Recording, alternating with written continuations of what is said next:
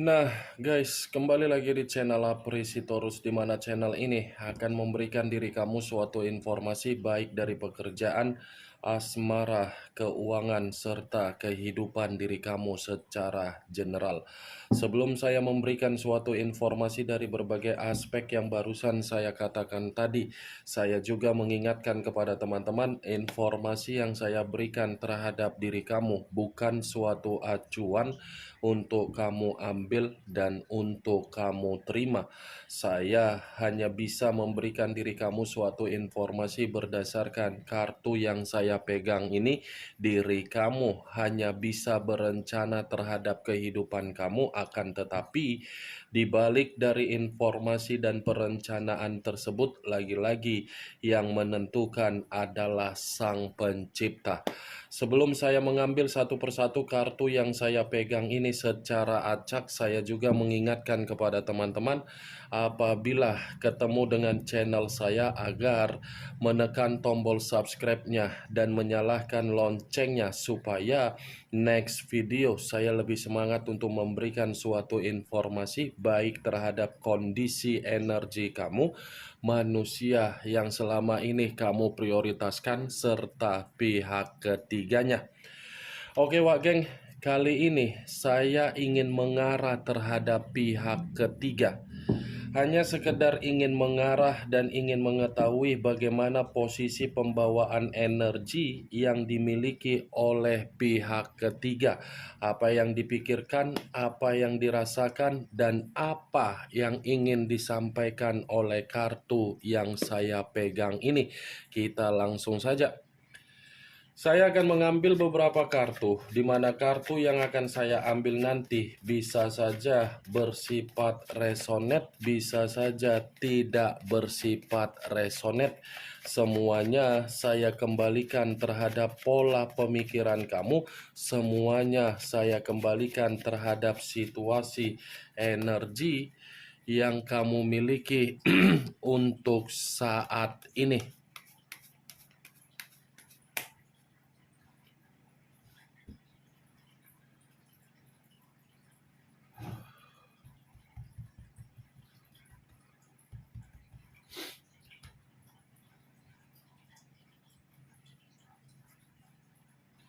Muncul kartu ini. Sekali lagi saya mengatakan muncul kartu yang saya pegang ini, di mana kemunculan kartu yang saya pegang ini seperti memberikan suatu isyarat atau gambaran yang dimana gambaran tersebut berasal dari kondisi perasaan. Kondisi perasaan yang bisa saja saya mengategorikan sepertinya perasaan yang dimiliki oleh pihak ketiga, seperti dengan kondisi frustasi. Bukan hanya frustasi, sepertinya pihak ketiga ini pun lagi ada yang namanya keributan ataupun pertengkaran terhadap manusia yang meninggalkan diri kamu, di mana pertengkaran tersebut sepertinya sudah saling mengata-ngatain, sudah saling menyalahkan, dan sudah saling menghakimi.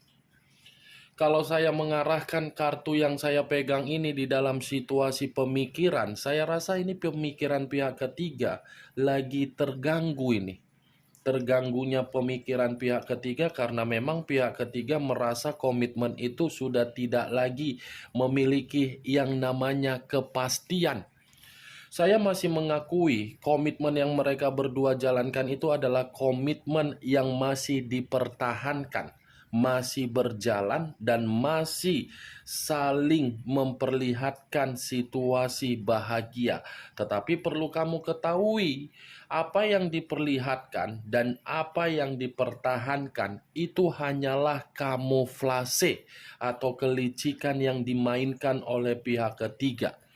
Karena kartu yang saya pegang ini bisa saja antara pihak ketiga dengan manusia tersebut sudah tidak lagi satu pemikiran. Inilah kehebatan dari pihak ketiga. Merasa komitmen itu sudah komitmen yang tidak nyaman, tetapi seakan-akan pihak ketiga ini merasa memperlihatkan situasi nyaman. Kartu pertama yang saya pegang ini adalah kartu Dekariot, yang dimana kemunculan kartu ini mengarah terhadap unsur air, berlambangkan 3 zodiak, Pisces, Cancer, dan Scorpio.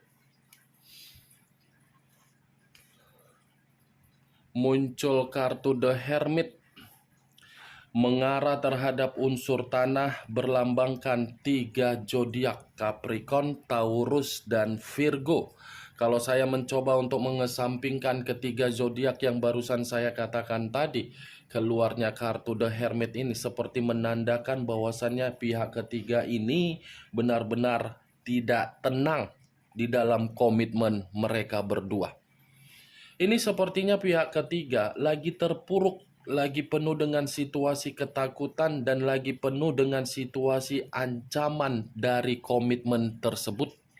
The Hermit ibarat seseorang yang mencoba untuk menarik diri, di mana ketika menarik diri karena memang situasinya, komitmen itu bukan lagi komitmen yang saling membimbing, saling bertanggung jawab, saling mengarahkan. Ini yang saya lihat, Wak Geng. Unsur air dan unsur tanah. Tanah dan air saling melengkapi, tetapi belum tentu kondisi tersebut bisa membuat kenyamanan. Muncul kartu The High of Priestess.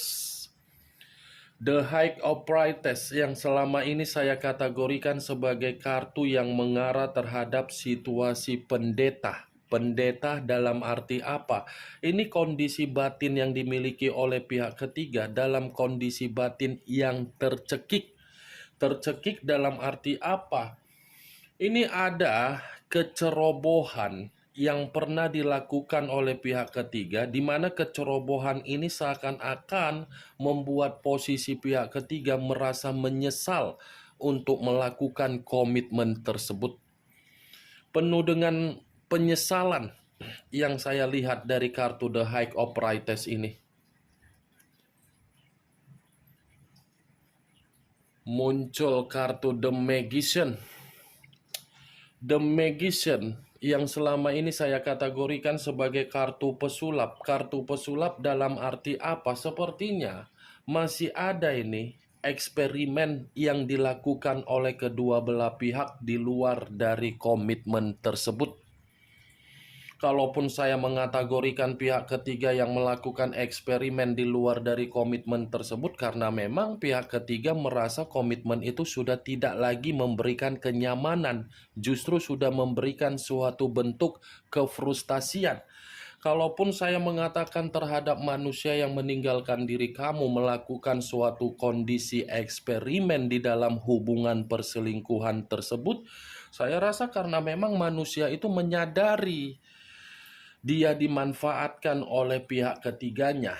Ini kartu The Magician. Komitmen itu bukan saya kategorikan sebagai bentuk komitmen yang mampu memberikan peluang untuk saat ini.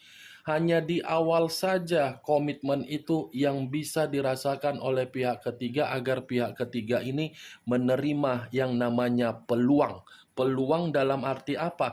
Perbaikan derajat, kebutuhan secara materi bersifat sejahtera, kebutuhan secara kemewahan.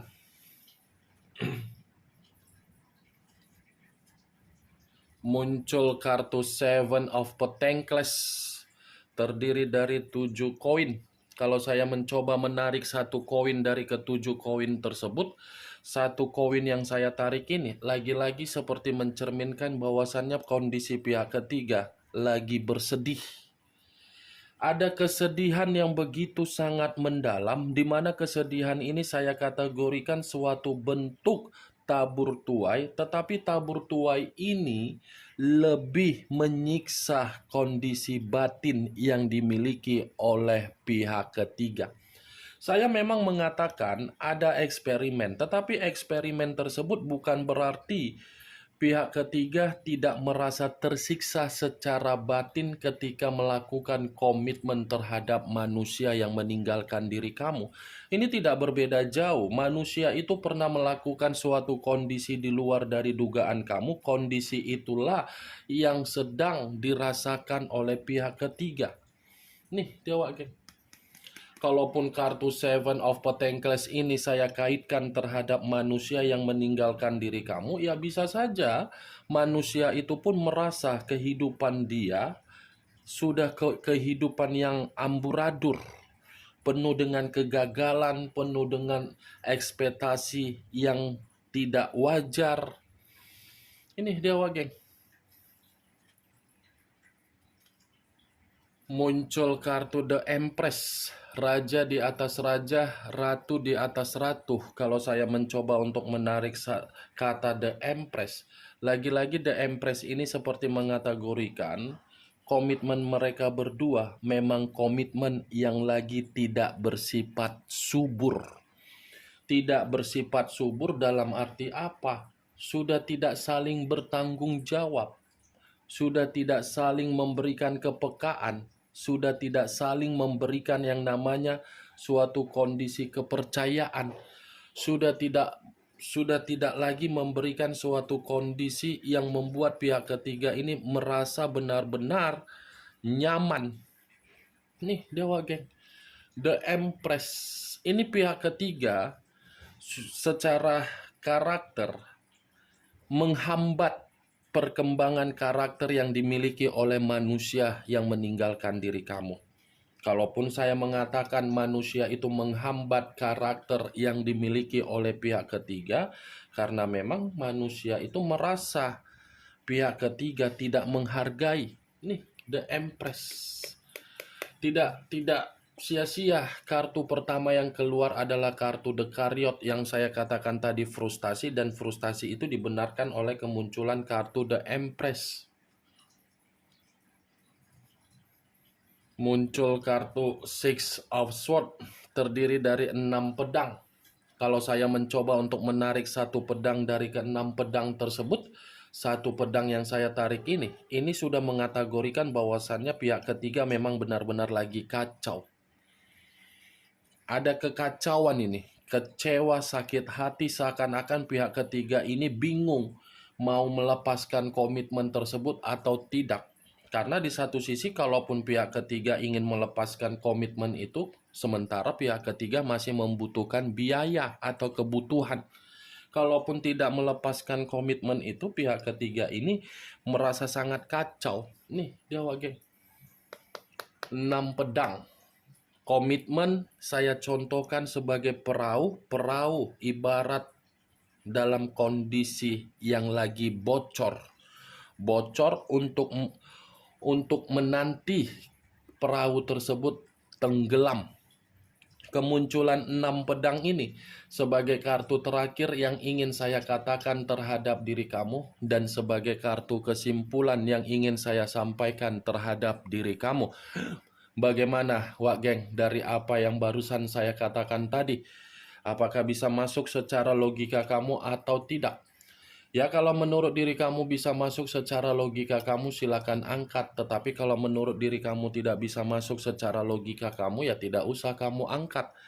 Anggap apa yang saya katakan tadi hanya sekedar gibahan yang tidak berfaedah, gibahan yang tidak berkualitas. Setidaknya dari beberapa kartu yang saya pegang ini, kamu mengetahui apa isi dari kartu tersebut. The Chariot unsur air, The Hermit unsur tanah, 2 unsur 6 zodiak, Pisces, Cancer, Scorpio, Capricorn, Taurus, dan Virgo. Kamu tinggal menentukan di mana unsur kamu, di mana unsur manusia tersebut, di mana zodiak kamu, di mana zodiak manusia tersebut, serta pihak ketiganya. Ingat, saya tidak memberikan diri kamu suatu bentuk sugesti agar sugesti tersebut bermain di dalam situasi pemikiran kamu. Semuanya saya kembalikan terhadap pemikiran kamu untuk menyikapi dan merespon apa yang saya katakan tadi. Yang positif ambil, yang negatif buang. Sekian dulu informasinya. Salam kartu tarot, salam zodiak.